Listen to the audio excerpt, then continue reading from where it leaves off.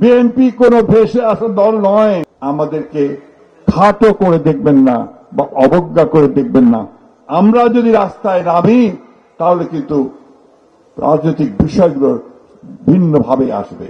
আপনারা সঠিক কাজটি করেননি, পক্ষপাত দুষ্ট হয়ে কাজ করছেন।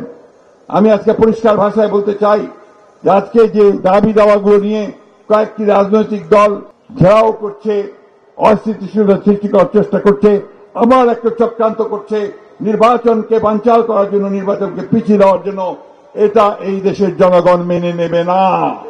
বন্ধুগণ, অনেক রক্তের বিনিময়ে, অনেক শিশুর রক্তের বিনিময়ে, অনেক নারীর রক্তের বিনিময়ে, অনেক ছাত্রের রক্তের বিনিময়ে, কৃষকের রক্তের বিনিময়ে, শ্রমিকের রক্তের বিনিময়ে আমরা এই স্বাধীন হয়েছি ফ্যাসিস্টের হাত থেকে।